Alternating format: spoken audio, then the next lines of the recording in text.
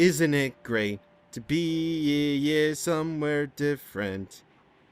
And you can be whoever you are. I kind of messed up the things of that song. I apologize, but Steven Universe just keep freaking. I need to memorize more songs in Steven Universe, honestly. Hello there, everybody. This is CwapTheNintendin here, and welcome back to more Let's Play Xenoblade Chronicles. Last time, we went up to Arid Sea to see what has changed around the Bionis, mainly high anti-refugees, and we went over, you know, various things, as well as did a quest for them. So today, here we are at Valak Mountain. So, what I want to make note of is this. So, I want to make note of a particular thing, Final Marcus.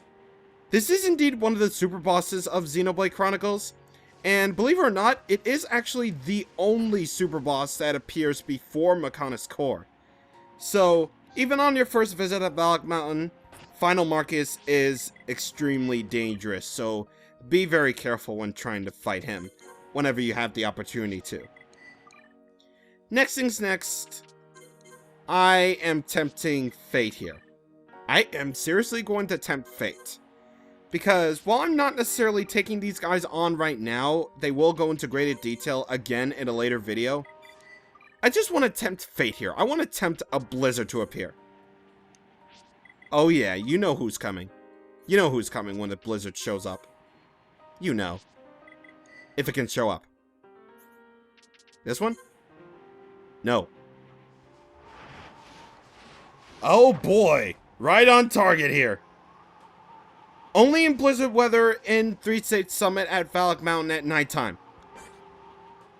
Avalanche Abyssy. Level 120 and the most powerful enemy in the entire game. Pretty much, I'm gonna make note of this right now. It's impossible to hit this thing. It is freaking impossible to hit this guy. Unless you have Debuff Resist 6 gems or Divine Protect gems. Because, I'm gonna say this right now, as soon as you hit that thing, instant death spike. I'm just gonna leave that there for now, and I'll go into more detail about him at a later date. Anyway, let's go over to the Sealed Tower next. Or rather, the Heroic Chapel next. Because there are high Antia refugees here. Including one Zane. Indeed. And he will have a quest for you that does deal with the Giant's treasures. He'll basically ask you if you have all the Giant's treasures, if you have all 3 of them. And by accepting his quest, you will indeed unlock that place at 3-State Summit to get the Titan set of equipment that I mentioned earlier. You can also find Yora here, should you have, well, not yet invited him to Colony 6, rather. In fact, I don't think he actually does. But either way, he will trade the ice cabbages that you need for Colony 6 stuff.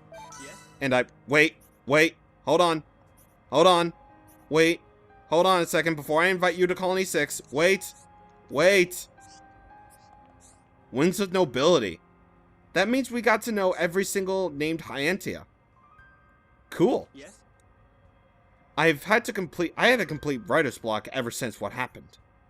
It must have had something to do with this environment. I heard rumors about Colony 6 when I was back in Alchemoth.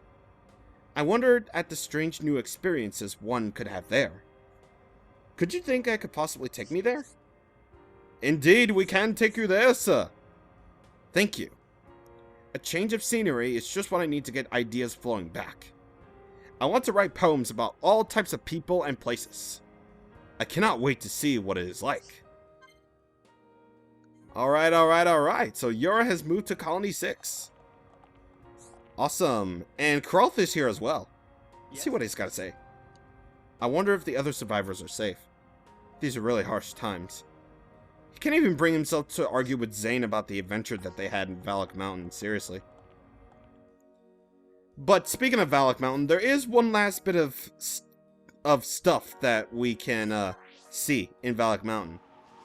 And it's at, apparently, again, the freaking Sword Valley is blocked up because it's non-existent at this point. And over there, I'm not going to specify what type of monster this is, but yeah, this is another super boss. Blizzard Belgazaz. It looks freaking cool, I swear to God. But I'm gonna make mention of this right now. Do not fight it in blizzard weather. Just saying. But anywho, now that we explored basically all of Bionis and found out what has changed and what has remained the same, regardless of whatever else, we can actually head off to the Fallen Arm. And this is actually the location of, well, by category, if you're going by categories of area, the last super boss that is here. And its name is Ancient Daedala. So once again, I'm only noting the locations and minor tidbits about these super bosses right here. Once again, I am going to take care of them at a later date. But for now, I just want to do this right here. So, before we head off to do the one final quest that we have to deal with here in the Fallen Arm, because we only have one more quest to deal with, and that's it. No more quests. Or rather, just one more. There is a lone Machina that we can invite here. The other Machina, Neonic, I believe, can only be invited if, I believe, on screen. But we can invite Chilks. I have a dream of one day opening a large shop. I want it to be somewhere where there is a lot of potential for its customers. I've heard that there are a lot of people in Colony 6. Well, I don't know how you're gonna get to Colony 6, buddy, but light the way. Are you sure? Thank you very much. I'm going to open up a shop that's loved by all. Hums, Napon, Hyantia, everyone. And when I have, make sure you come and visit. So Shulk moves to Colony 6. And that, I believe, well, aside from one lone person, I'm gonna invite him or her in the next video, is the very last person that we can invite to Colony 6. I'm just trying to make things as complete as, you know, I see it to be, you know, in regards to that. But anyway, there is one more side quest in the Fallen Arm that we can take care of. And Dumban shall indeed wait. Hold on, get Shulk out of the party because his affinity at this point is freaking expendable at this point. Dumban and Melia. Alright, so there is one more Machina that we have yet to, you know, help. Orchitects. Hello. You look strong. I've been waiting for someone like you to come. What's bothering you? You probably know that the village is really short on people. Well, it's one less shorter now we invited people to Colony 6. There are indeed a lot of monsters in this area. And there aren't really enough of us to defend a village. And then there's the other jobs like fixing things and finding food. I can see how there are few of you here would struggle with these tasks. Everyone else is working so hard, but I can't do a thing. My body's just stopped growing, you see. I'm stuck as a kid. I'll never be able to help everyone like this. I'm nothing but a burden. Is that what you think? Did someone say that to you? Didn't you just decide that's how you want to label yourself? Don't look so angry. I got it. Won't you help me? Okay, I'll help you. But you got to stop feeling sorry for yourself. Really? I'll tell you a list of things to get. Once you've found them all, you just need to find an engineer. Shul can make anything you need. He's good at such things. Leave the collecting up to me. I'll do my best. Thanks. Tell me what I need to find. A transmission bypass and exhaust pump. Oh, and a mini reactor. Understood. I will find them. Stunted growth. Multiple objectives, obviously. We get a good freaking agility up and haste 4 gems, so that's really good. Transmission bypass. The exhaust pump. Oddly enough, the objectives don't tell you where to find them, only the description tells you. And the mini reactor. So, there's all those things. So, Thanks for all this, and now that he can become a proper adult, let's do it. Okay, so where to find such a thing? Well, first off, we gotta skip travel over to the Black Wreckage, where we should be able to find the offensive strike unit. In fact, it's right there. Soon, Dunban and Melia, heart to heart. Soon. Okay, so anyway, offensive strike units. So, unfortunately, beware this thing because it has a pretty mean paralysis spike. So, once again, Monado Purge is incredibly helpful to you in this regard. And basically, because of paralysis, you want to keep your attention high as possible. This can be a good thing for grinding if you can. If you want to increase that affinity, yo. And I promise never to say yo again. No promises, by the way. But, whatever the case. Let's go ahead and take care of this guy really quick, and then I'll meet you guys over at the next spot where we can go to. We are victorious.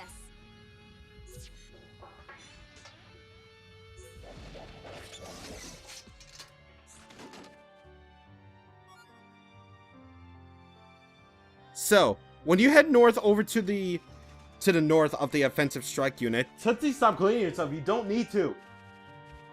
She's always cleaning herself. Don't worry. You're going to end up on this little location, and I think we actually do need choke for this. Just saying. So yes, you're going to end up at this particular spot right here. If the thing will load, thank you. And you'll discover an Amber Leaf, Digit 4. And among this, you'll find the offensive hover unit. Now, beware of this thing because it has very mean spike attacks. Pretty much all of them have unfair spike attacks. So, remember, Monado Purge is indeed your friend in this situation. Only now have you realized our true power.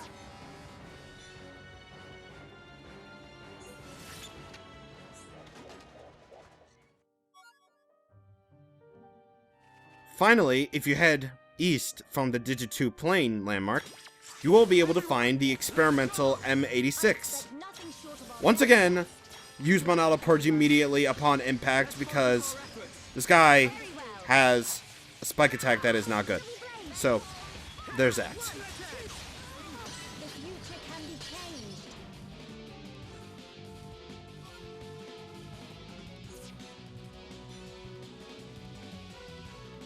We got all 3 components.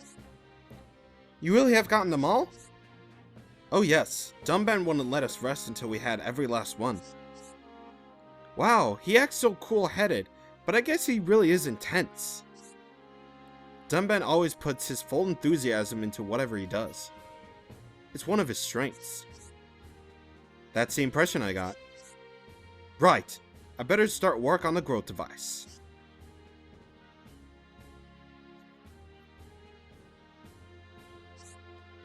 It's finished. I'm pretty sure this will work. Just use it once every day. There's no point overusing it.